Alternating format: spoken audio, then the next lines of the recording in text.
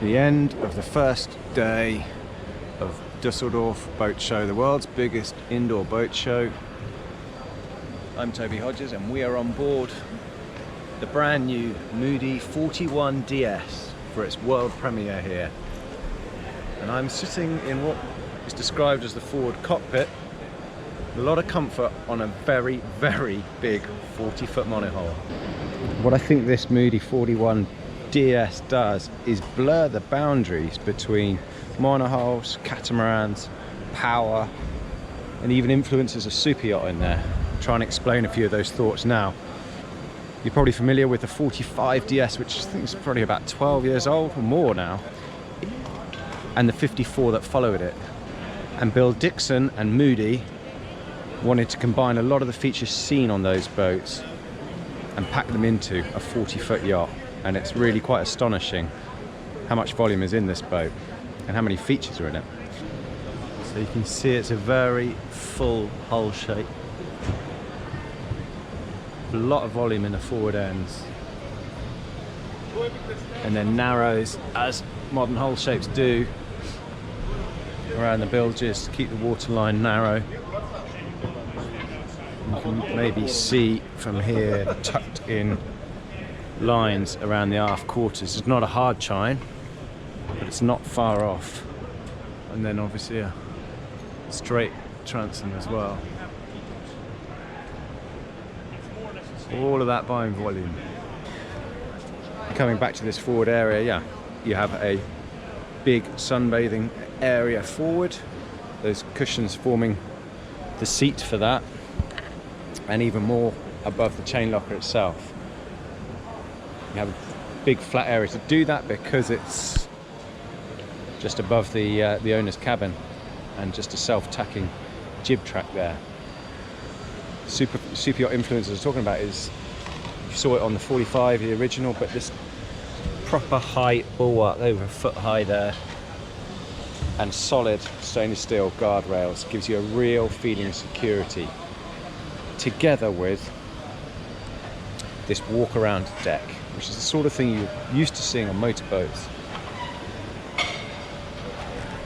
And when you're walking along here, you're grabbing a hold of the fixed roof as well.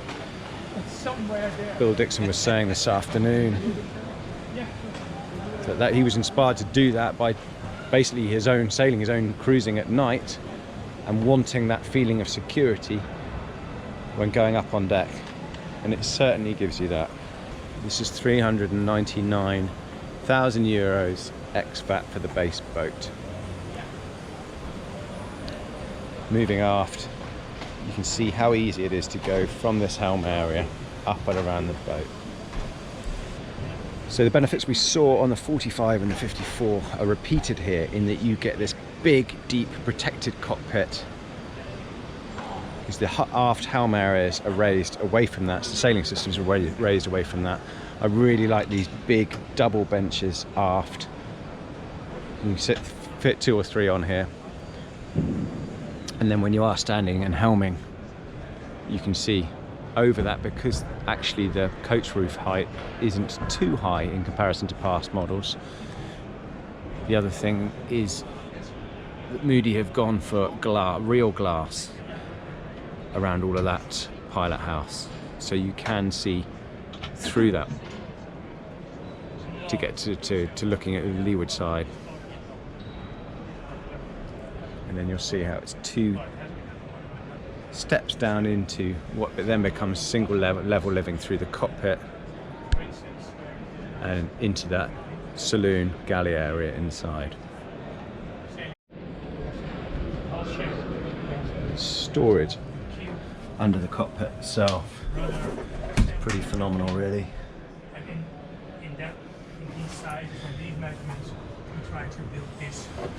Not only under the cockpit benches, but also under the aft deck as well.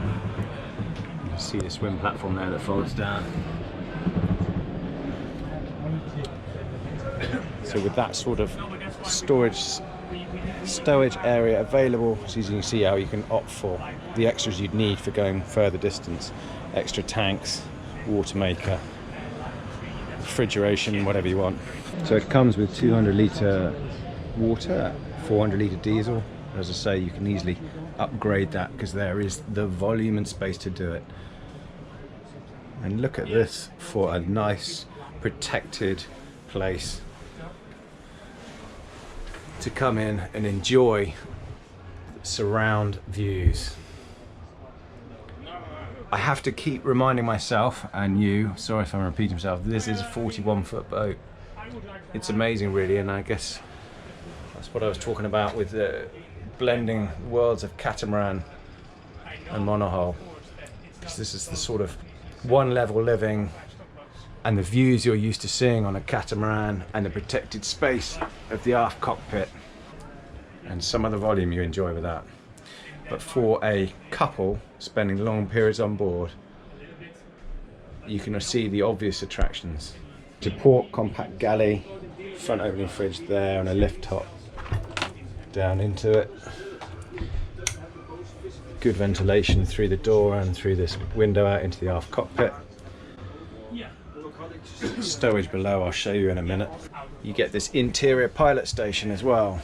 This one with an optional throttle control. So again, if you're in inclement weather, being able to come inside and hold watch, it's a pretty nice option to have. Impressed as well with the quality of finish I've seen on this boat. Really nice, bright, modern design.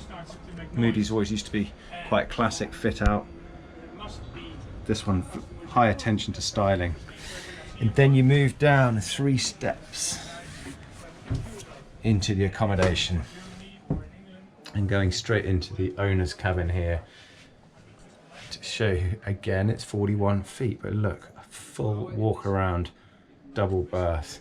So much beam. There's a good foot above my head of headroom as well throughout. Really, you get a great sense of the appearance of volume of the boat because of that headroom, because of the natural light, because of the beam, and that you saw in the forward ends from the hull shape.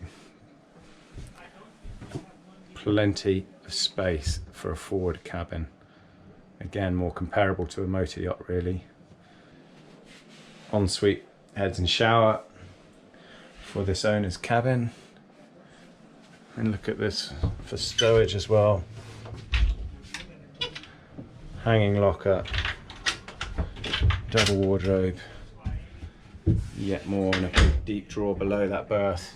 You see it even lighter without those sun pads above it as well.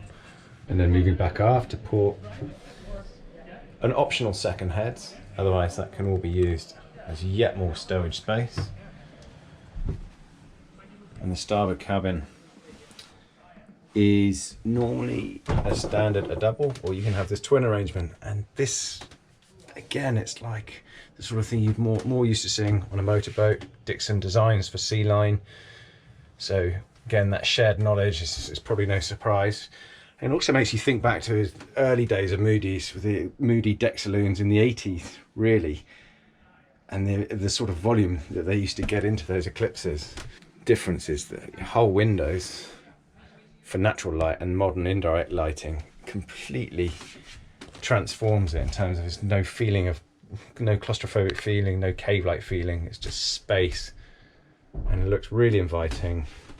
Yet more stowage, big hanging locker. Yeah, stowage would not be a problem, but as you say, it's just a great boat for a couple to spend long periods aboard with occasional friends or family. One of the engine accesses. The engine mounted below the cockpit table. And then if I haven't harked on about stowage and volume enough, look at this below the galley. Couple of steps down, this is how the boat comes.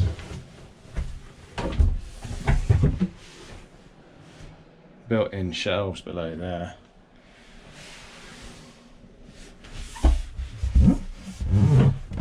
And down it goes into the bilges. And even more, you can see right out to the hull sides. There's plenty more room in there. It's astonishing, really. when you accept a 2-cabin boat and don't try and squeeze the accommodation in, you have that plenty of room for tanks, for all the extras, and toys and refrigeration, gen set, whatever you want.